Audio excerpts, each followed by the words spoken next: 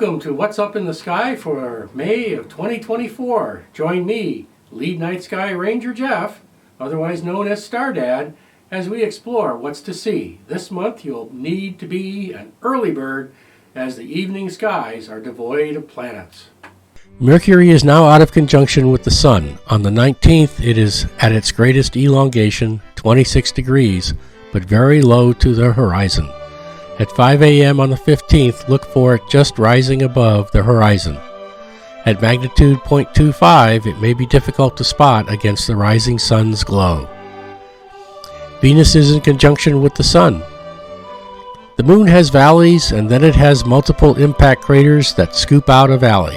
This month we'll look to the southeast of the Moon, near the edge, at the Rita Valley.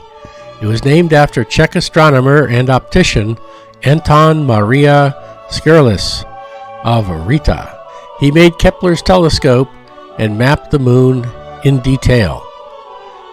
This valley was formed by multiple impacts, one after another, wiping out peaks of the former one.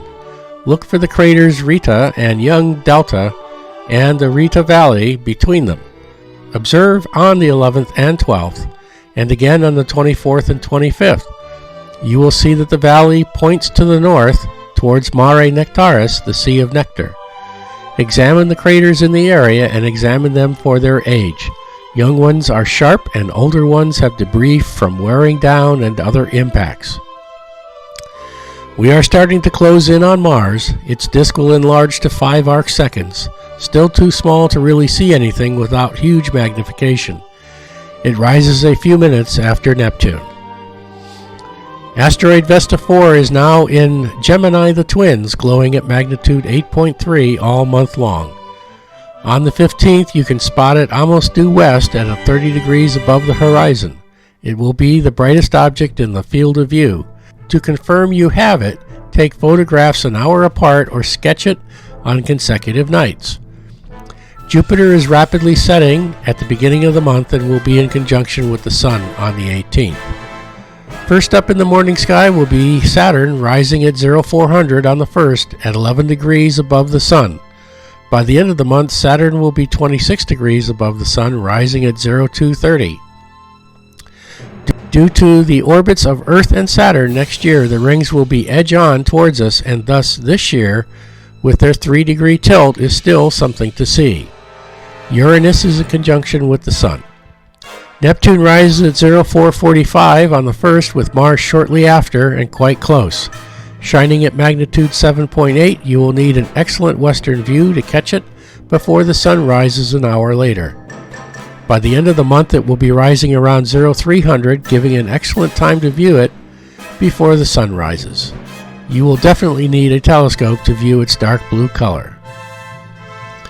We have 2 comets this month. The first comet, 13P/Olbers, appearing west-northwest at about 16 degrees above the horizon at 2130 on the 15th. You will need a good western view and will have an hour before it hits the horizon. At magnitude 8, it will be easily viewable in small telescopes. Look for its green diatomic carbon glow. Its orbit brings it into the inner solar system every 69.5 years. It will not get closer than the Earth to the Sun. Our second comet is a familiar one, C/2021 S3 Pan-STARRS. It's to the north-northeast at 2130 on the 15th. At magnitude 9.3, it will be harder to spot, but will be in the sky all night long, all month. Consult the Minor Planet Center for the exact position. I enter an hourly separation of time for the output of the Planet Center, as objects don't move that much during the course of an hour.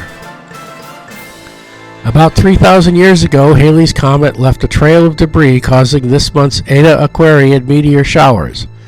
They begin April 19th until May 28th and peak on the May 5th. This is the month to view them as the new moon occurs on the 7th. Expect 12 meteors per hour until the Earth rotates into the showers on the morning of the 3rd. Our constellation of the month is Virgo the Virgin. It is home to a plethora of galaxies and variable stars.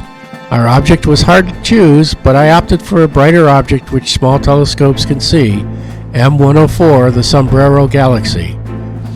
On the 15th at 2130, you will find it at an azimuth of 164 and an altitude of 34 degrees. At magnitude 8, it will be a faint fuzzy in light-polluted skies. It is slightly bigger than the Milky Way, and the dust lane stands out clearly against the glow. The central black hole is estimated to be 1 billion suns, one of the largest in our local area.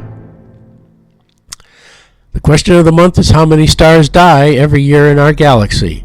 An interesting question. The answer is it varies. The stars similar to our sun become red giants and then shed their outer layers, and this happens about once every 2 years or so, creating planetary nebula.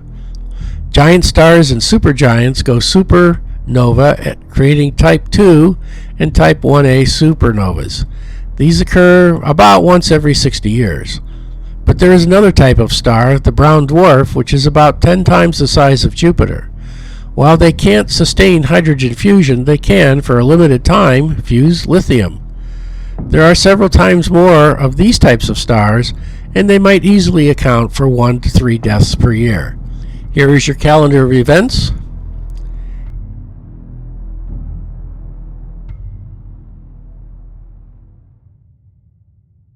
Here is your orrery.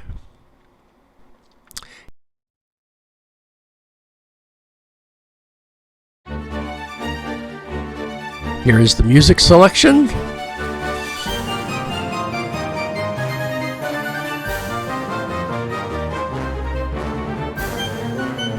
So go out and enjoy the cool May evenings and the May flowers as they pop up out of the ground.